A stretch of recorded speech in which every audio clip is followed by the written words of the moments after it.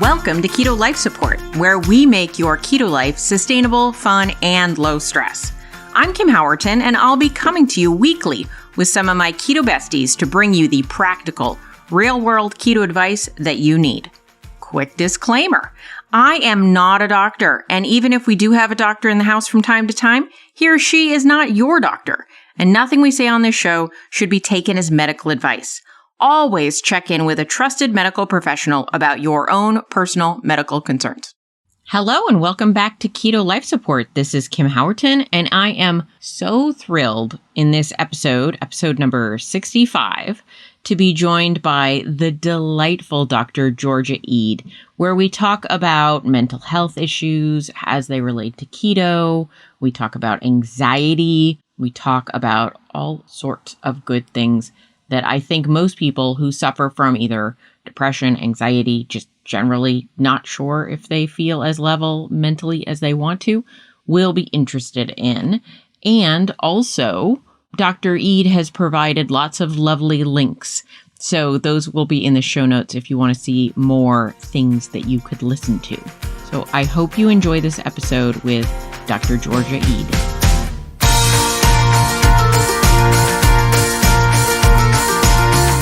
I am so excited to be here with Dr. Georgia Ede, who I have to say is one of my very favorites. She's the most awesome. I often will say to people, I'm just kidding, I'm already gushing. I often say to people, like, whenever I am in a bad mood, I'm like, it'd be really nice if Georgia Ede was my neighbor. But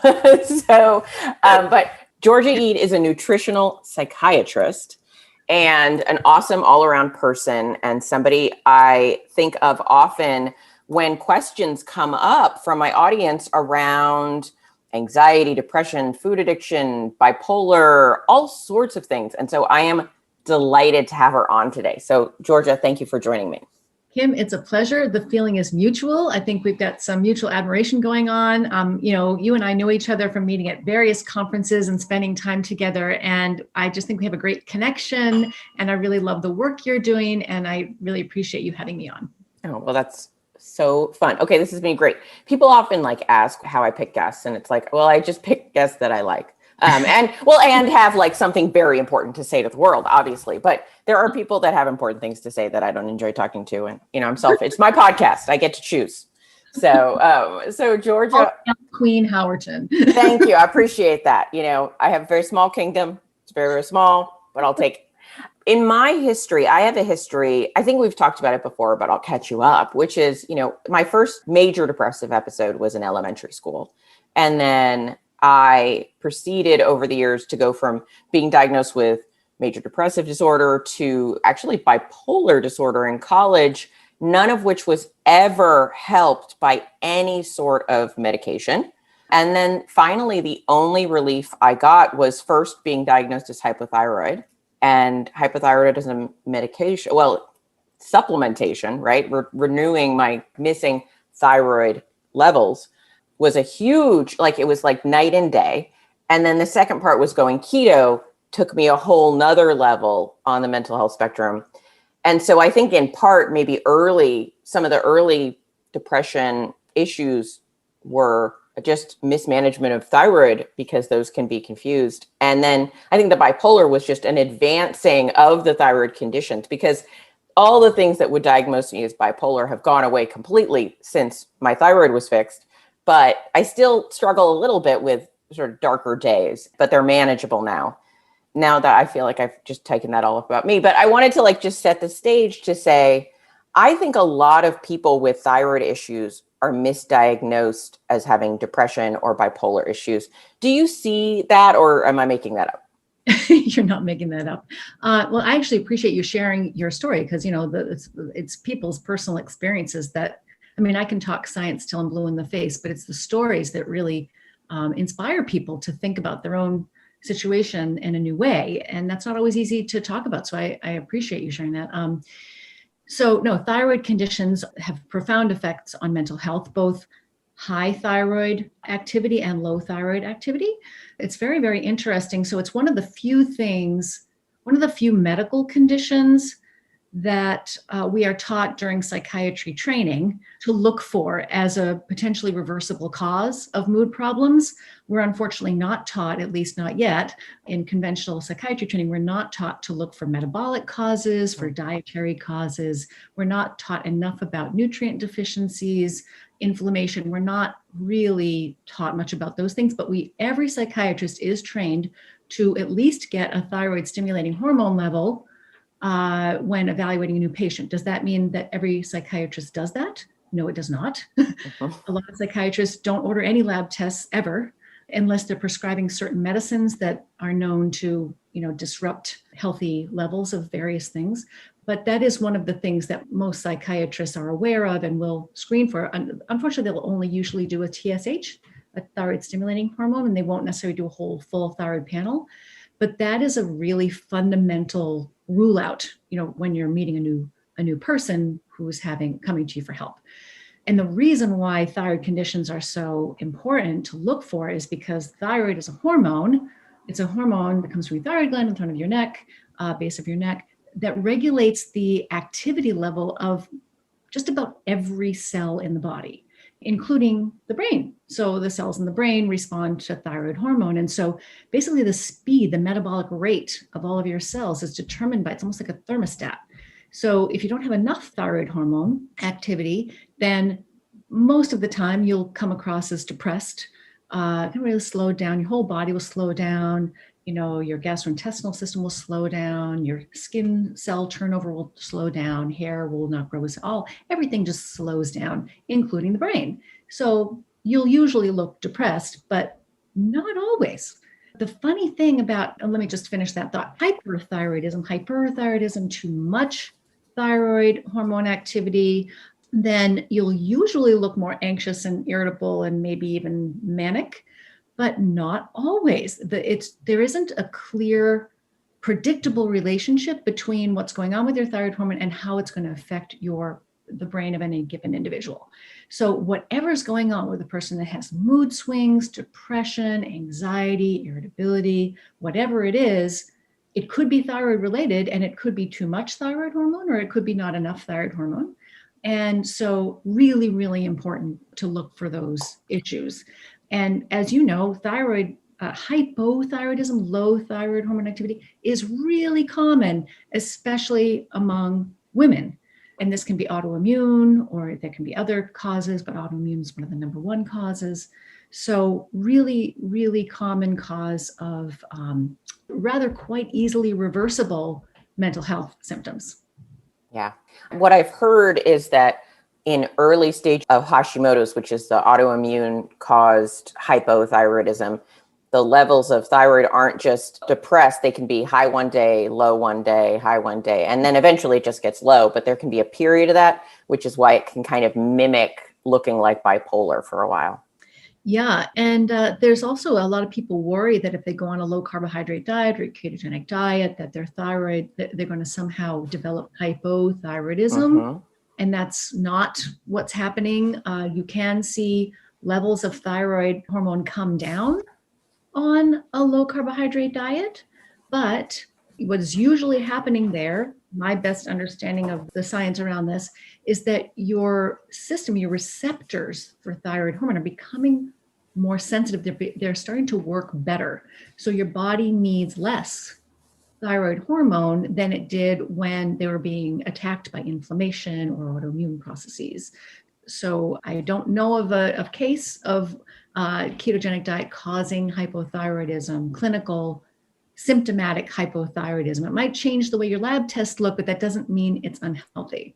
Right, because what a lot of people miss is that diagnoses of hypothyroidism require not just numbers, but also symptoms. So if you're most notably T3 numbers on the blood test tend to come down a bit for a lot of people on a low carb diet, but I've yet to hear somebody experience increased symptoms because of their low carbohydrate diet, and it takes both. Exactly. And that's true for any diagnosis. So it's a common trap for clinicians to fall into, to treat the numbers and not the patient. Yeah. So You look at the labs and you think, oh my gosh, something is out of the normal range. We need a medicine for that, or we need to diagnose this person with something. But if they're perfectly fine, if they're feeling good and they're looking good and they're not complaining to you about anything, then don't fix what isn't broken. And as a lot of people, I'm sure, who listen to your podcast know, the normal ranges of things they're not necessarily the healthy or ideal ranges. They're just the ranges that we see in the majority of the population, which is an unhealthy population. Right. So you got to take the labs with a huge grain of salt. Right. Yeah. I think if you really want to optimize most of this stuff, you have to work with somebody who understands the difference between common and optimal. Exactly. Very well put. Yeah. The other thing that I will say, though, I do see in not just the low carb community, but it does happen when hey, I'm not a doctor. Dr. Eid is a doctor, but she's not your doctor. So we're just discussing general information. I just want to put that out there. I know I say it at the beginning of the podcast, but just saying it now. But when I am talking with people on keto who start to tell me that they're experiencing signs that I would say might be interpretable as low thyroid, they're cold, their hair is falling out, they're having that kind of typical hypothyroid stuff. What I often find is it's not that they're eating low carb, it's that they're under eating. And I believe that chronic under eating, regardless of the types of foods, can trigger these symptoms. Particularly if you're not eating enough protein. And this is especially important for women. If you're not getting enough protein, and there's unfortunately too many different types of recommendations out there about how much protein you're supposed to have, there's really no consensus around this. So there are some experts out there, their recommendations for protein intake are too low, and there are others where it's too high. But in any case, low protein is much more damaging to the system than high protein. So the low protein, your whole system is going to start slowing down and shutting down as your body tries to conserve and just use the protein for the things that are most important. So for women, you'll see cycles stop. Menstrual cycles will stop if you're not getting enough protein. Energy will slow down. Again, hair is less important, so the body will put less protein towards growing hair so that it can maintain other organs that are more important. So it's really, really important to make sure that you have your macros right on your diet so that it's healthy and nourishing to your body. Absolutely. I know when I first got into keto, which was a good over 5 years ago at this point, there was a lot of focus on protein restriction. And I have to say, when I stopped restricting my protein and actually went towards a little bit like not intense, that's the wrong word, but a little more abundant protein, I felt so much better. So much better. Yes. And then the protein restriction requirements, the ones that are too low, they come from two schools of thought. One is that the ketogenic diets for epilepsy that go back now 100 years, when they were trying to treat children with really serious seizure disorders who weren't responding to medication, they were aiming for very high ketone levels that were mimicking starvation levels of ketones, which are usually 4 or 5 millimole. And to get there, you really have to not just restrict carbohydrates, you need to restrict overall caloric intake, and protein is quite low. And so a lot of the protein recommendations kind of spilled out over from that work. And the other is the plant-based movement, which thinks that, protein is, that we're all overeating protein, and that's the cause of all of our health problems, particularly animal protein. If there's this fear of eating too much, especially animal protein. So that's another part of it. But it's really important that, that people know that you need protein in order to feel well and to sustain your body systems, and very high ketone levels are not a good idea for most people to sustain, especially long-term. Right. It's not a goal that suits most needs, really. It's the wrong thing to focus on, I think. Mm-hmm. And actually, I think it's Johns Hopkins, right, where a lot of these studies were done. And I think what I've heard recently is that there's an approach for epileptics called modified Atkins, which is a higher protein version of keto. And I'm actually hearing that they're having real success with that with children. And they were maybe even for epileptics, they were overly limited on protein. That's exactly right. So the thinking is starting to shift. The more people have experience with this diet, and they experimented with loosening up the restrictions because they were seeing growth stunting in children, of course, because there wasn't enough protein in the diet. So the original strict sort of what are called the classic ketogenic diets or the medical ketogenic diets, they were restricting protein to about 6% of calories, far too low. Those diets have loosened up for a lot of patients. They get the same good results with different macros. And you're absolutely right. It's a lot easier to live with it. So let's dive into talking a little bit about anxiety, because I get this question a fair amount, and I usually see it at the beginning, like when people are starting keto, or maybe they're moving from keto to carnivore, like there's a change happening. I see questions about, gosh, I'm more anxious than I expected to be. What's happening there? I love this question. This is one of the, I teach a course for clinicians, Okay. Ketogenic diet for mental health. And I spend a lot of time in the course talking about keto adaptation being different, or in some cases, much more challenging for people with mental health concerns, as opposed to people who are trying to manage diabetes or obesity or other metabolic issues. People who are using a ketogenic diet to try to treat a mental health concern often have a rougher time with keto adaptation. And one of the most common complaints or reasons why individuals or families are consulting with me in my practice about their ketogenic diets for mental health is, okay, I tried a ketogenic diet. It made me worse. It didn't work. So, what else can I do? It made me more anxious, or it made me more depressed. It's not for me. And right. Because a lot of people will talk about like, oh, keto is great for mental health stuff. And so they go into it with a lot of hope, and they're like, uh-oh. Exactly. And so I always ask two questions when this is the concern. The first question is, were you measuring ketones? Like, did you ever actually get into ketosis? That's always my first question. And the second question is, how long did you try it for? And in most cases, not all, but I would say 80-90% of the time, they either weren't actually getting into ketosis and allowing their bodies and brains to have a chance to switch over to using energy in a different way. And we'll talk about that in a minute.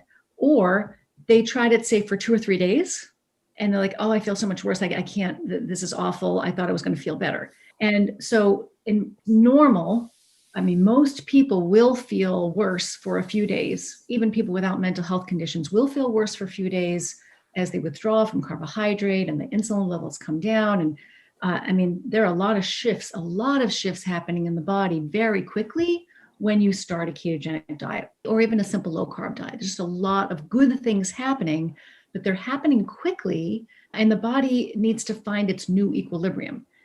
In that process, it can be really uncomfortable physically and psychologically.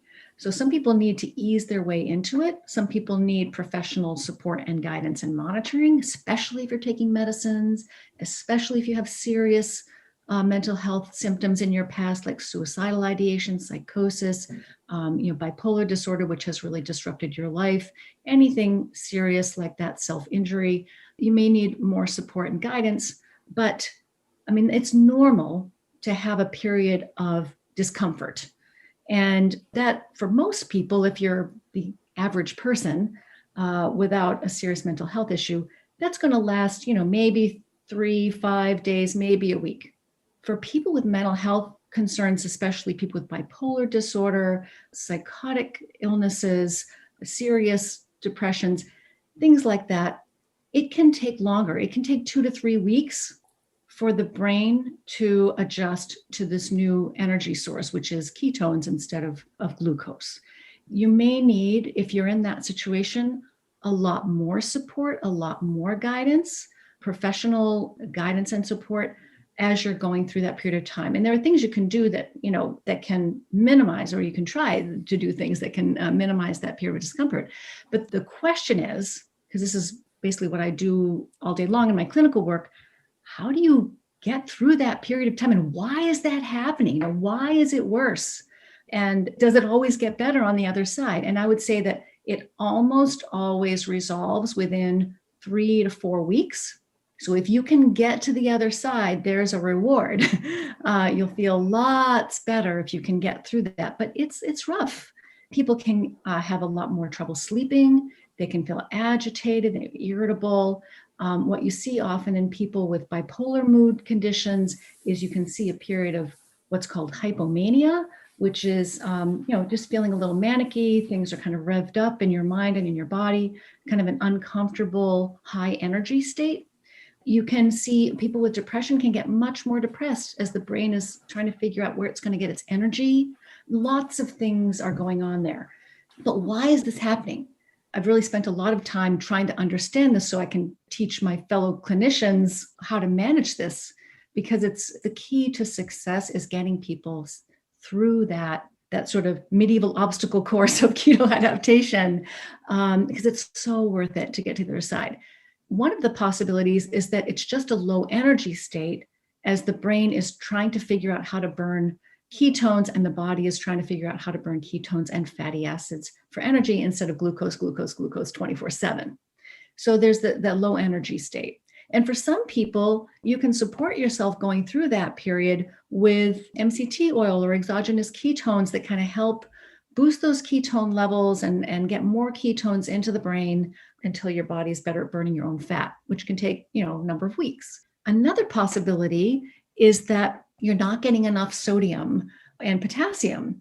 It's really important when you're transitioning to a ketogenic diet to supplement electrolytes, because again, as the insulin levels are dropping, which should be happening if you've done a good job lowering your carbs, sometimes you do need to not eat a low protein diet, but sometimes you need to restrict calories to a certain extent, restrict protein to a certain extent, so you're not overeating, because that will also raise your insulin levels. But if your insulin levels are coming down nicely, as they should, what happens is the cells in your body start to let go of excess fluid that they've been hoarding in your high insulin state. So there's a big shift happening as your whole body lets go of excess fluid. And a lot of people recognize that when they start a ketogenic diet, they start losing more water as they're going to the bathroom more often, maybe for the first 2 or 3 days. That's a healthy loss of excess fluid. People feel less bloated, their ankles, their bellies, their rings fit better, all of these things, good things happening, their facial, everything. It's a good loss of excess fluid, healthy, but because it's happening fairly quickly over a short period of time, the kidneys, in order to let go of that water, they're also letting go of sodium. And if you're not replacing that sodium adequately, then you're also going to start losing some potassium. And when you lose sodium and potassium, that's going to trigger your adrenal glands that sit on top of the kidneys to release things like adrenaline and cortisol and aldosterone hormones to try to slow that process down and not let so much of that sodium out of the body and not let so much of that potassium out of the body. So I'll recap all this in a minute, but because it's a little bit complicated, but basically when insulin levels drop, your fluid levels can drop, your sodium levels can drop, your potassium levels can drop. And if you are not managing that up front, you're going to get a big stress hormone response from the body because it's happening so quickly. And that stress hormone response feeds back to the brain. So the adrenaline, the cortisol, those hormones feed back to the brain and they signal the brain that there's something wrong. It's a stress response. And that can trigger the brain to release a neurotransmitter or increase the release of a neurotransmitter called glutamate. Glutamate is the brain's primary excitatory, stimulatory neurotransmitter. So it's like an emergency signal to the brain. And that can make people feel very anxious. It can make it's harder to sleep, feel agitated, irritable. Again, this is a temporary response as the body tries to find its new equilibrium. But if you're adequately replacing sodium and potassium, you are going to minimize the risk of that happening, or at least minimize a lot of the discomfort, the psychological discomfort that can happen as a result. So one possibility is not enough energy to the brain while your brain shifts gears. Another is this, the sodium and potassium not being replaced adequately. Another possibility is that there may be a temporary, again, very temporary shift in serotonin levels in the brain. And again, when your insulin levels are dropping, it can become temporarily a little harder for tryptophan, which is an amino acid that you use to make serotonin, to cross into the brain. This corrects itself after a short period of time, but temporarily, I mean, you need serotonin to feel calm and to go to sleep. So that can be a temporary issue, as can magnesium depletion. So magnesium helps to buffer glutamate, so that excitatory neurotransmitter. Magnesium is there to protect the brain from being flooded with too much glutamate. So magnesium supplementation, sodium supplementation, potassium supplementation, choosing to do this diet at a low stress period of time in your life, so you don't have those extra stress hormones coming in from your world, prioritizing sleep, because low sleep will also increase your stress hormone levels, and going easy on exercise during the transition, because exercise increases stress hormone levels as well. So just have to take special care of yourself during that period, but just know that on the other side is a wonderful new state of mind that's worth working towards. That's awesome. One thing I often bring up is like, I was a part of my compulsive overeating experience started when I was a kid experiencing intense bouts of depression for the first time. And I brought food in as a way of self-medicating because, as a kid, you don't really know how to verbalize or handle feelings very well. And so not that I wasn't somebody that loved food before then, but it took on a different role in my life when I was experiencing really, really depressed moods. And I always sort of wonder, it generally falls into my thoughts that it's not just people with serious mental health issues that self-medicate. It's kind of part of our society to self-medicate for all sorts of things, even just the standard population. But I always wonder if just that shift from eating the types of foods you associate with comfort and soothing, you've stopped eating most of them. And now you're kind of left in this place where all of your security blankets have been taken from you. You actually never bothered to develop good social, management of your condition or just your condition of being human. And then you're like, you don't have your blankie, and that can increase anxiety, right? Yeah. So what a great example of the thing that I think most of my patients and clients and my fellow clinicians who are working with people trying to switch to a low carbohydrate diet, this is the number one challenge we all have, is that most people from a very young age were using non-foods to self-soothe, and not food, non-foods. So processed stuff that we were never designed to handle, that parents and very well-meaning parents and teachers and authority figures, use to, we think of it as, we think of sugary things as kids' food. We think of it as children's food, or they, sugary cereals and sweetened yogurts and juice boxes and all of this stuff, homemade cookies, all these kinds of things. These are not what the brain and body are supposed to be consuming, and they're highly addictive for most people. So that's very, very dangerous, because that's the time of life when the brain is forming all of its pathways and deciding which pathways to keep and which pathways are important. And especially if those behaviors are being reinforced by authority figures, then they're going to become hardwired. As all of us know, it is much harder to learn a new behavior once you're, say, in your mid-20s, 30s going forward, than it is when you're a kid or a teenager, when the brain is impressionable. So it's not that kids have been fed, food as comfort, or that they've been using food as comfort. They've been using drugs. I mean, really, these foods are not foods. They are drugs. Flour, sugar, fruit juice. They're really a huge dopamine hit to the brain. Very, very addictive. So you develop an emotional attachment to these foods because they do have a short-term kind of feel good. They're a bit of a high. They can either cause a really calming sensation or a pleasurable sensation in the brain that's very, very reinforcing. Once you have those pathways burned into your brain, it is so hard to change gears as an adult and change your eating habits. And you really miss those things. They're really, really pleasurable. They give an instant gratification. And it's so painful to see kids eating this way, even now, given everything we know about how sugar affects, kids and health and the brain. Because once those pathways are set, it's really hard to change them.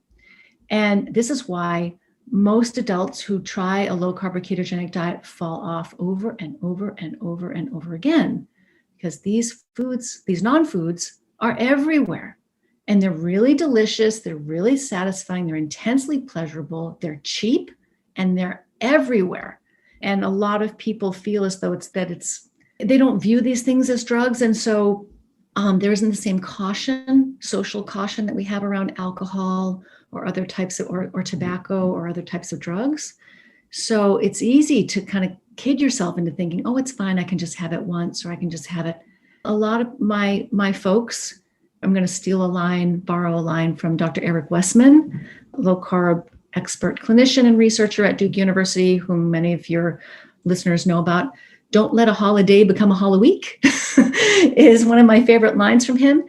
A lot of my patients, if they take a day off from the diet, and it's not a whole foods day off, it's not like, bananas and, sweet potatoes. And if they take a day off and have something with flour or sugar in it, they can be off track for months because it's that addictive.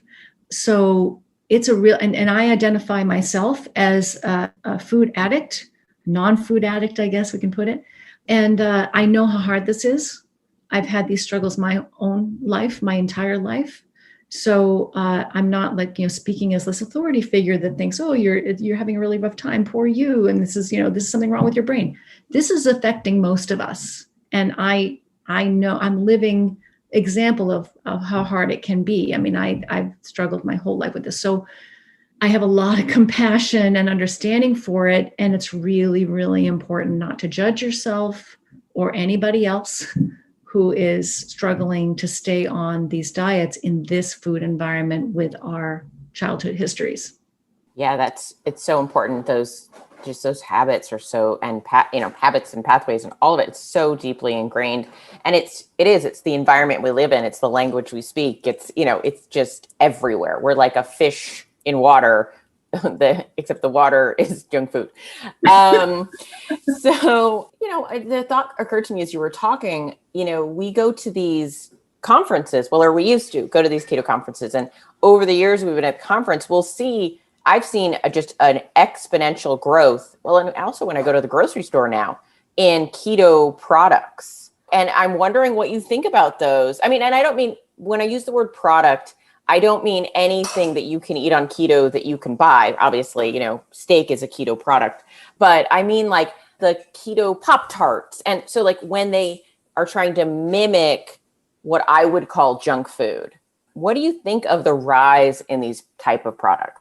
It's perfectly predictable because it's very unfortunate, but also not surprising because there's a lot of money in replacing people's favorite treats.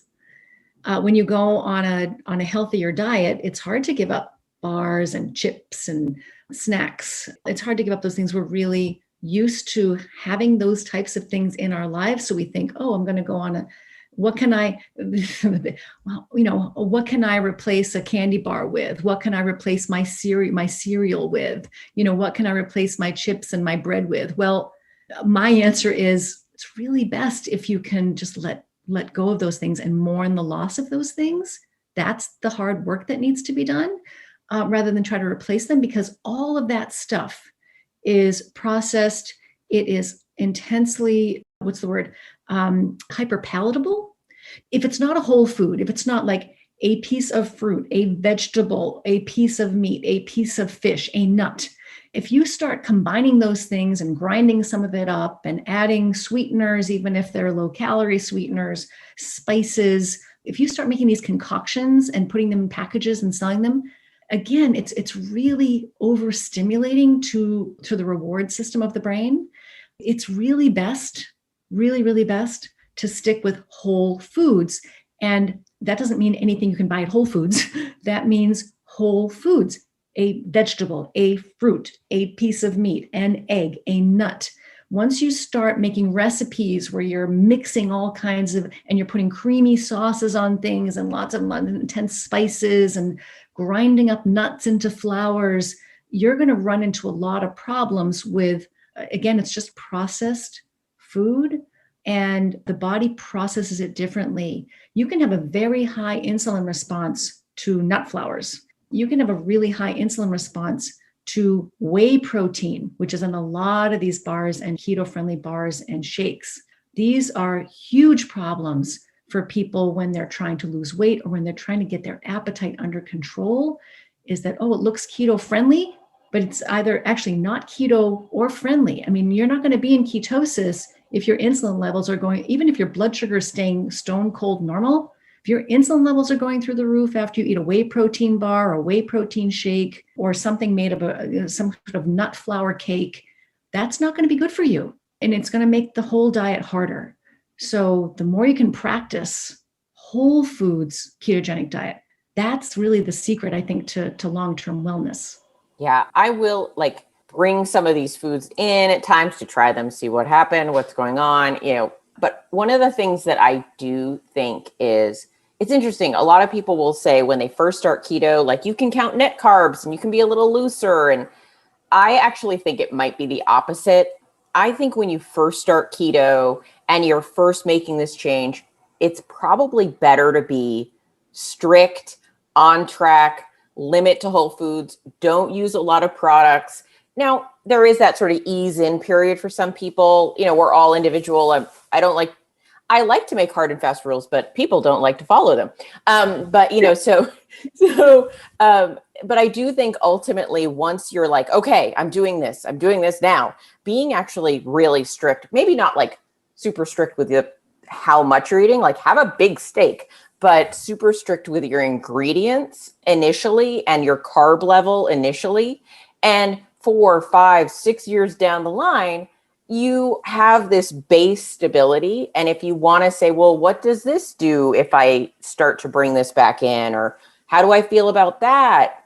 If you start to experiment when you know what solid eating looks like, I think it's a very different thing when you start to include those things from the beginning.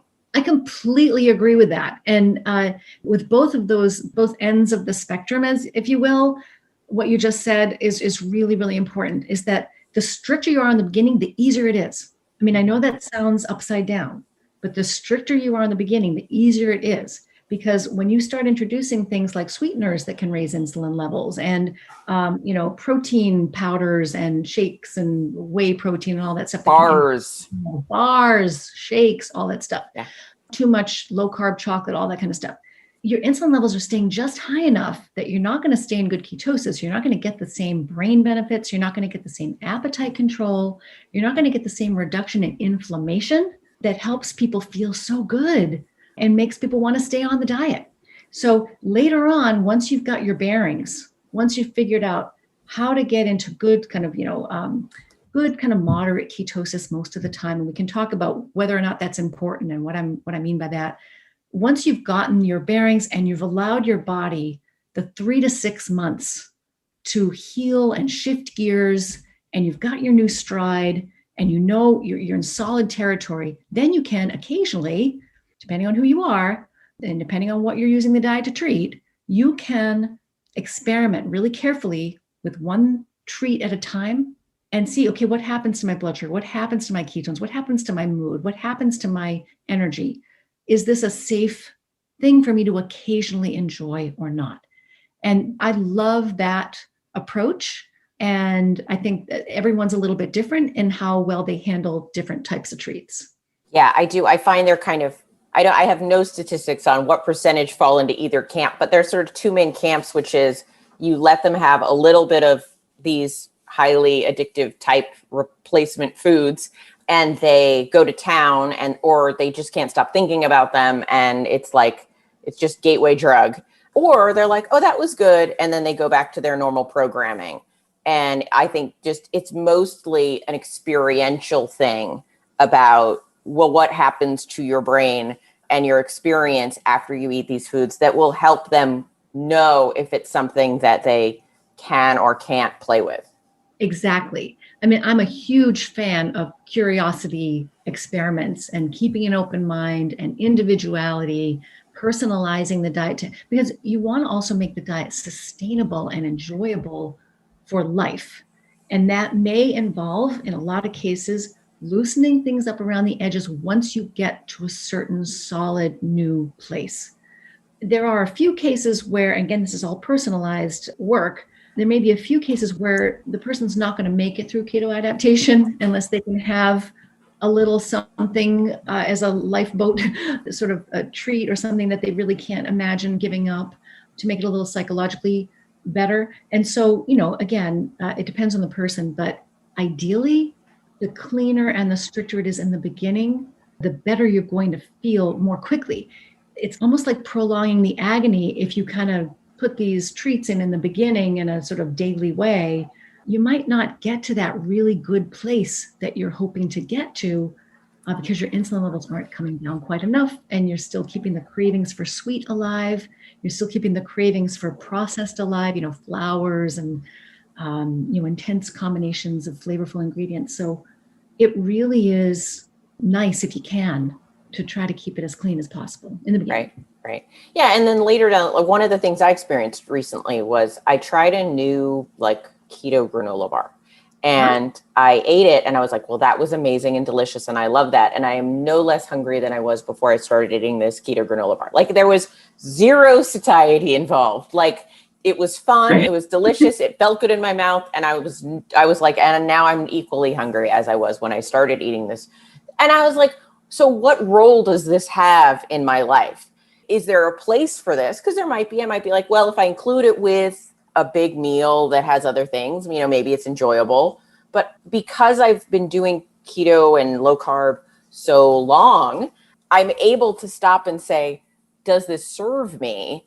And how could it serve me? And I'm just not that inclined to eat it again. Or if I had it in my house, I'd be inclined to eat it again, but I'm not that inclined to buy it again because I'm like, it doesn't hold a good place in my daily life.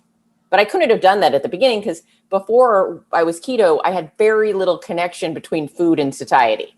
That's another really excellent point, is that once you figure out how you're supposed to feel when you're feeling your best, which most people don't know because they've been eating the wrong way for decades, once you know how good you can feel and you become more in tune with how foods affect you, then you've got that nice clean baseline. Then you can do one careful experiment at a time out of curiosity to say, okay, is this something that would work for me from time to time when I feel like I just need a little break from the way I've been eating?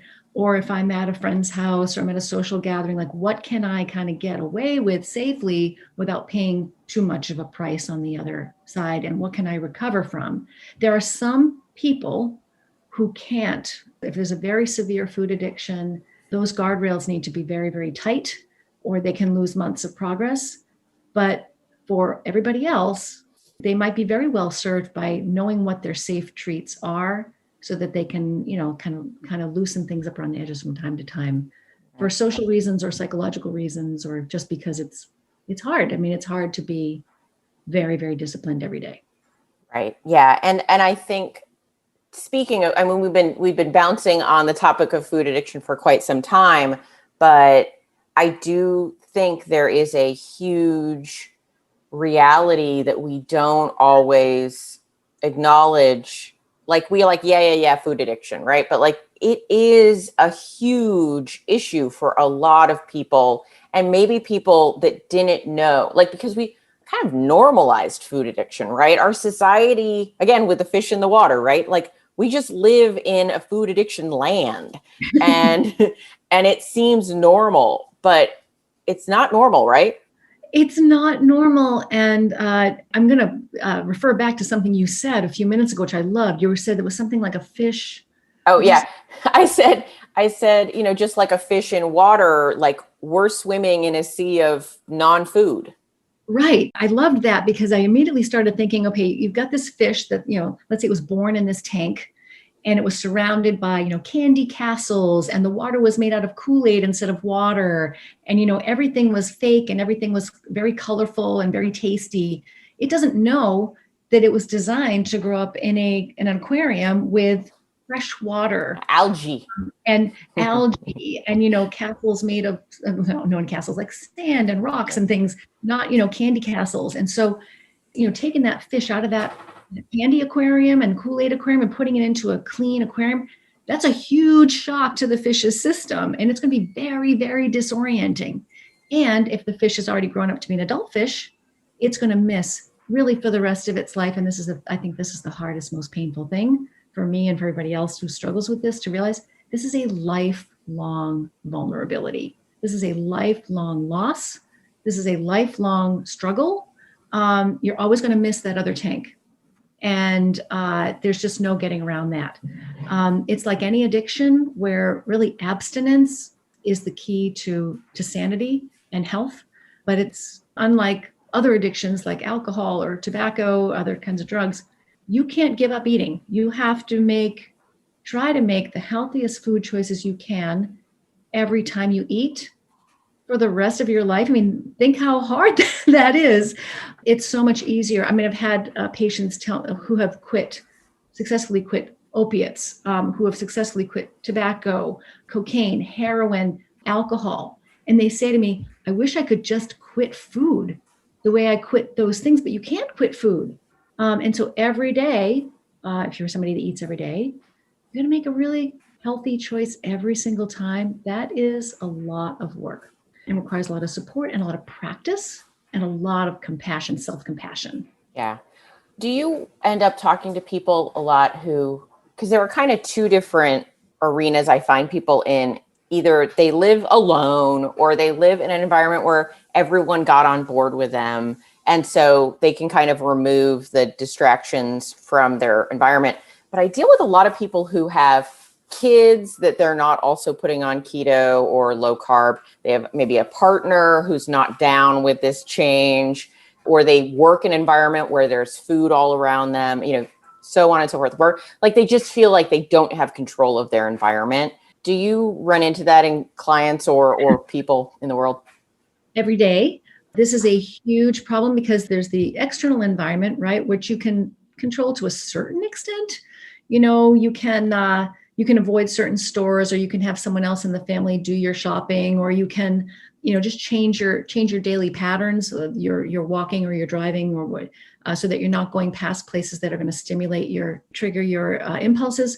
But then there's the micro environment, there's the home environment, where if you're not living by yourself or with a family that is on board with your eating plan or eating the same way that you are, this is a huge challenge, because every day you're going to be opening that refrigerator or opening that pantry and seeing something that is going to trigger a lifetime of circuitry that is just going to be, especially on a vulnerable day, stressful day, when your defenses are down, good luck. I mean, that is nearly impossible. It's like asking an alcoholic to, open a liquor cabinet every day and not have a drink. It's really tough. So there are some strategies that people can use if they're in those situations. Some of my clients use food lockers. Some of my clients use other family members who are supportive but eating differently. They make a commitment to eat triggering foods out of sight of that person, or either outside the home, or when that person is not in the same room, so they don't have to smell it or see it. And then there are situations where really the whole family needs to get involved and educated about why that particular person in the family, why it's so important to eat this other way. So, a lot of families consult with me and say, I'm not a child psychiatrist, by the way, I'm an general adult psychiatrist who's worked with adults for more than 20 years, lots of different types of conditions. When a family member comes to me and like a parent says, okay, what do I feed my child? I'm eating a ketogenic diet. What do I feed my child? Should I feed my child a ketogenic diet or a carnivore diet? This diet really works great for me. What should I do for my children? I'm not a child psychiatrist. So let's say that they're worried about their child's mental health, which is usually the case. They're worried, my kid has ADD or depression or anxiety, and I want them to be on a healthier diet. One of the things that we often will do is not just talk about the child as somebody with a special issue that needs to eat differently from the rest of the family. This needs to be a whole family project where everyone in the family is trying to eat healthier for the sake of the child, because if you separate out, little Justin or little Jake or whoever it is as special and different, and he's going to eat this way, and the rest of us can eat the way we always have, what kind of a message is that sending to the child about what's healthy? So oftentimes there needs to be more of a whole family intervention about what's good. And with just a side note, with kids and teenagers, I usually just recommend a paleo diet as opposed to jumping right into keto or carnivore or what have you. But that's really an aside.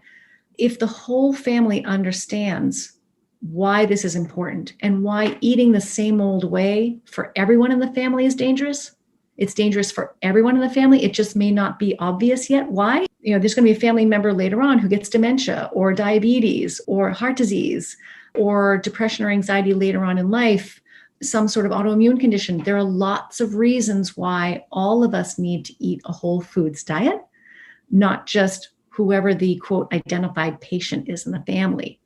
And changing that culture in the family can take a long time, but is usually the best way to approach these kinds of things. Absolutely. Okay, so a few questions came up as we've been talking today that I was just making notes of because I didn't want to spoil the flow. But sometimes you mentioned that making sure you're in ketosis, and I assume you, generally speaking, you're testing like with a blood monitor for the ketosis level, the level of beta hydroxybutyrate. Is that generally how you would do that? You can use urine strips too. Okay. You want to try to get into, at least 2 or 3 splotches onto the strip, Okay. so the darker pink area rather than the pale like trace and small. You want to try to be kind of on the middle of that strip, at least when you're waking up in the morning. I agree. You want to make sure you're in that level of being in ketosis. I occasionally hear from people that when their ketones get very high, so if they were testing blood ketones, say they might be up to 3 millimolar, they almost feel, it's not exactly anxiety, but they kind of interpret it as feeling like anxiety because they feel like so energetic and sort of fidgety and like can't sit still and sort of hyperactive almost. Do you run into people who tell you that as well? It's an extremely common experience. Not everybody, needs to, so everybody's different, right? But at least in my work, where I'm working almost entirely with people who are trying to treat a mental health condition that has been significant in their life with a ketogenic diet, in most of those people, ketones are very important. Some people are luckier, more metabolically flexible, or their condition isn't related to metabolism. It might be more due to inflammation, or it might be more due to a food sensitivity, or it might be more due to a nutrient deficiency, or something else, or something that we can't fix with diet. But in most cases, people who are using a ketogenic diet to try to treat a significant mental health condition will need to be in ketosis, meaning somewhere between, 1 and 2.5 or 1 somewhere between 1 and 3 most of the time. And everybody's got a little bit of a different threshold for when they're going to feel their best. So you can experiment with this and say, okay, what's my good range? Do I need to be above 1 to feel good? Do I need to be above 1.5? Do I need to be above 2? Everyone's a little bit different. But in most cases, it's going to be somewhere between 1 and 3 most of the time. Almost everybody who gets up above 3 for any significant length of time feels a little off. They might get agitated, irritable, unfocused, kind of scattered, anxious. The word anxious is the one that comes up the most. But I also have lots and lots of people who, when they're, say, below 1.5 or below 1, wherever their threshold is, they get depressed, their appetite starts to come back, they're more negative, a lot more pessimistic, and lower energy, and just more prone to things bothering them. And if you're using a ketogenic diet to try to treat a cognitive issue like mild cognitive impairment, which is kind of pre-Alzheimer's or early Alzheimer's, you can start to feel really cloudy, unfocused, having more trouble with your memory. So that's what I've observed from working with hundreds of people with different types of conditions, is that ketones are very, very important for most people. And most people don't check them. So a lot of people don't realize, they're eating a low-carb diet and it's not helping. It's because they're not in ketosis. Because, as I'm sure you know and lots of your listeners know, just because it's low-carb does not mean it's ketogenic. There's a big difference between low-carb and ketogenic. Ketogenic means there are ketones, measurable, physiologically meaningful levels of ketones in the blood at most of the time. So a low carb diet where all you're doing is lowering your carbs, that's going to normalize, stabilize, lower your blood glucose absolutely beautifully. Because the thing that really raises blood glucose is carbs. So you lower your carbs, you've done a great job with your glucose levels. You've probably reversed your diabetes or put it into remission, or however you want to say that. But you may not have lowered your insulin levels very much, especially if you're eating too much, too often, too much protein, too many dairy products, like too many snacks in between meals, too many calories. You're not going to get your insulin levels down. So the only way you can know that is to look and see if you have ketones, because some people can get away with a lot more carbohydrate and a lot more protein and a lot more food than other people can. So that's the hard truth of it. But the good news is that if you get into ketosis, it's going to be so much easier to sustain your diet, keep your appetite under good control, and feel better. That's awesome. Yeah. So interestingly, you're saying that, so I sometimes run into clients who are struggling to get their fasting insulin level down. Maybe it's 10 and it should be more like 5 or below. So you're saying that even if they ate what you would say was a perfect ratio, high fat, moderate to high protein, somewhere in their appropriate protein range, very low carb, ketogenic diet. But if they're just chronically overeating, that in and itself alone is enough to keep their insulin levels high, just the total caloric intake. Yes, if there's too much energy coming in, especially protein or carbohydrate sources, the insulin levels are going to stay high. They're probably going to be lower than when you are on a plain old regular diet, but they're not going to be low enough. The insulin levels have to come down quite a bit for you to be able to turn on fat burning, turn off fat storage, and generate ketones. The ketones are kind of an indirect way of knowing what your insulin levels are. Right. So if your ketones are showing in that maybe 1 to 3 range, you're like, that is the knowledge you might need to know you're in the right range of ketosis to keep the insulin low. Yeah. Mm-hmm. Okay. So, or rather the other way around, that you've kept the insulin low enough to be in the right range of ketosis. Right. Who's leading who? One thing I have experienced, interestingly, at times, at one point earlier in my keto experience, I tried more of a high protein, low fat keto approach. Or, some people argue that's not keto, but low fat. And it was sort of like quite a bit of protein. And my depression increased. Like I felt that increase of depression. I felt sort of like blah, like what's the point of all this? I don't want to go out. I don't want to get out of bed. And it came on pretty fast in this experiment.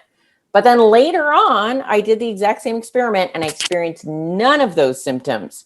Is that random? I mean, I'm not asking you to diagnose me, but like, is it just maybe my life was more stressful? Like, do you see that sometimes different interventions work differently at different times? Yes and no. So I would have to ask you about 100 questions to be able to figure out what was going on for you or try to guess anyway. Right. But I would definitely know. But one thing I do see a lot is that people have different thresholds and different sensitivities and different tolerances for lots of things early on versus later on. So once you're really fully fat adapted, let's say, really true full fat adaptation can take many, many, many months. But, a lot of that happens within the first, say, 3 months or so. 6 months is even better. And while that's happening, it's not just that you're in ketosis and, your blood sugar and insulin levels are low. Your brain is healing. And the longer you let that go uninterrupted, the more consecutive months you can put together, the more healing is taking place of your metabolism, of your whole body and your brain. So once you get out to a certain point, you may be able to feel better with a lower level of ketones because your bodies and brain have become more efficient at using them as they don't need to generate high amounts of ketones to get that same benefit. So sometimes people's thresholds come down over time. They're like, they feel great at 0.7. Whereas, early on, 0.7 would not have been enough.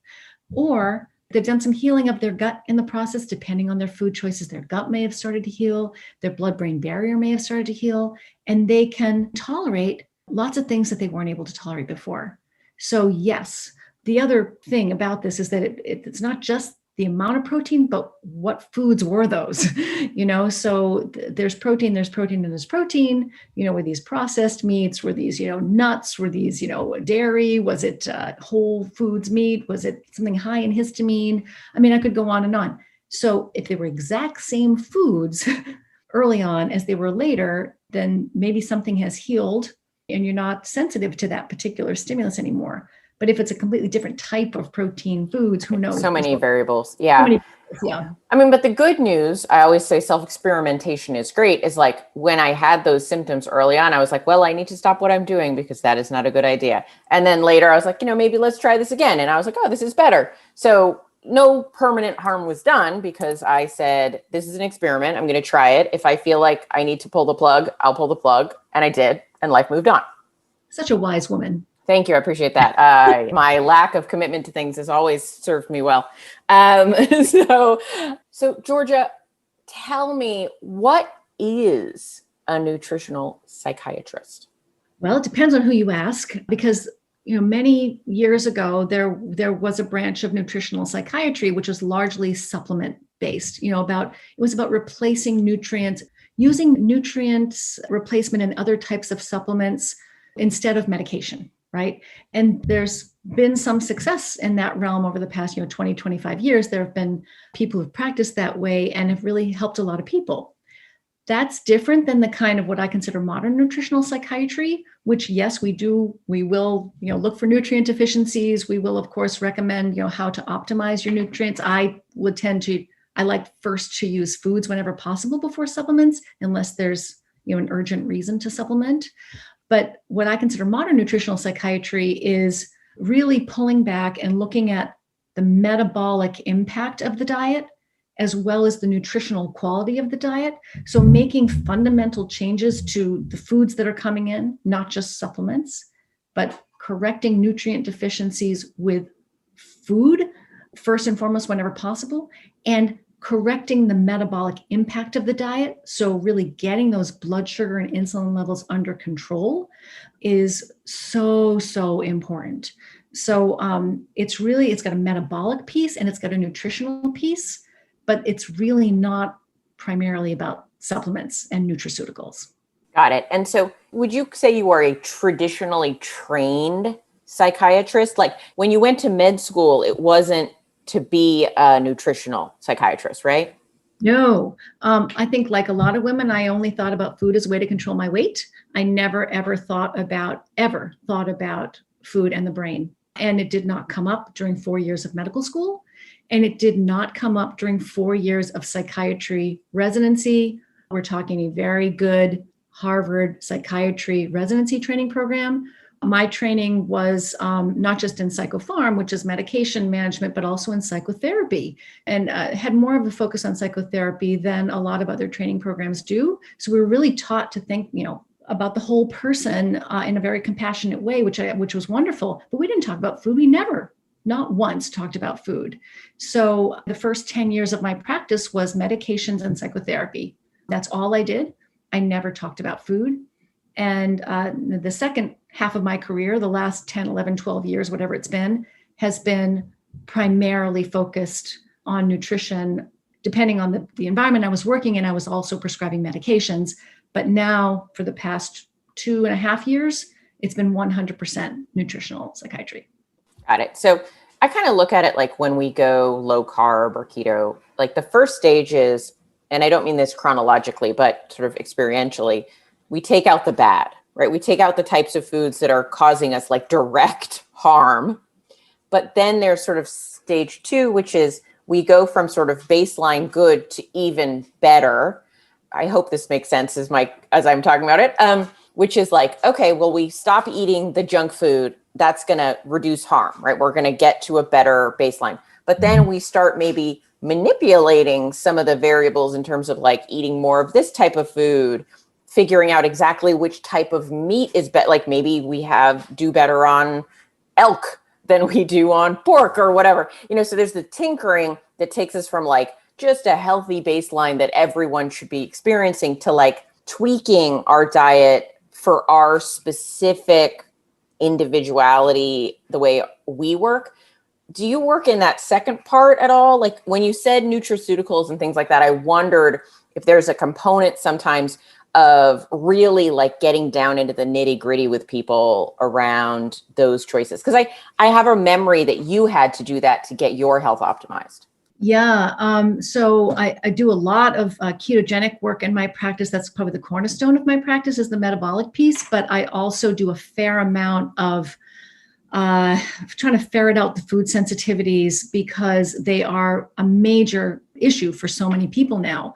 So just getting into ketosis for some people is not going to do the trick because they're still consuming something which is causing inflammation or irritating the immune system or irritating the gut lining. And unfortunately, this is a really, really common issue now. And on a ketogenic diet, a lot of people change the types of foods they're eating when they switch to a ketogenic diet. And some of those foods are really common food sensitivity culprits: nuts, dairy, high histamine, processed meats, aged meats, cured meats. And so it sometimes can require quite a bit of tinkering and some curiosity experiments and basically elimination diet experiments, because there are no reliable tests for food sensitivity. As much as these companies that are marketing these tests to the public, they would rather not have you understand this. There are no reliable tests for food intolerances. The only way to really know if you have a food intolerance is to take it out and put it back in and see what happens. And it can be frustrating to, and time consuming to do those experiments. But it is an area of interest of mine because my own health story, I have unspeakable number of food sensitivities. But let me tell you, it was the key to turning my health around was figuring that out. A combination of a ketogenic diet and the right food choices for my personal system. Got it. Okay. Well, I could talk to you all day long, but I know you have a time limit. So we'll wrap it up in a second. I wanted to ask, I'm going to guess that people will say like, well, how do I work with you or someone like you? I know you train clinicians, but do you work with people? How do people read more? Like, just give me the lay of the land there. Yeah, sure. So it is true. I mean, there aren't that many of us who are doing this kind of work. That is growing. It's a really emerging field, which is exciting. So one of the things I'm working on this summer is I'm creating a resource page for my website where you can look for clinicians in your area who have either taken my training program or who offer metabolic services like ketogenic diets where they will support you and help you with your medications on a ketogenic diet. So I'm going to create that resource page this summer so that you can look for someone who can work with you, because that's the number one question I get is, how can I work with you or somebody who does this kind of work? So I occasionally have spots open in my practice. I don't at the moment, but you can always check back at my website to see what the status is of whether I can take on some new people. I'm primarily interested right now in working with people in Massachusetts because I am licensed in Massachusetts and I can actually work in a complete way with you, including managing your medications. But I do consult with people outside of state on an informational basis too, like one-time consults, information consults. So my website is Diagnosis Diet. So you can look there. If you're interested in the training, there's a training tab. If you're interested in consults, you can hit the consult tab. I'm on Twitter as much as I can be, which isn't very much lately, but I'm working on getting better at that this summer, is re-engaging. And the other thing you can do is you can go to the DietDoctor website, dietdoctor.com, and look at their Find a Doctor page. There are new people popping up all the time, and it's geographically organized. That's a wonderful resource as well. And I'm always, trying to put out new articles or pieces of information online for people. Most of the information on my website is completely free. So if you go there, you can learn about all kinds of things if you're curious about this type of work. But the other thing on DietDoctor, I just want to say is there's a guide I wrote in conjunction with the excellent team there on a low-carb diets for mental health guide. If you're thinking about doing a low-carbohydrate diet for your mental health, please learn more about it and work with somebody who understands these things.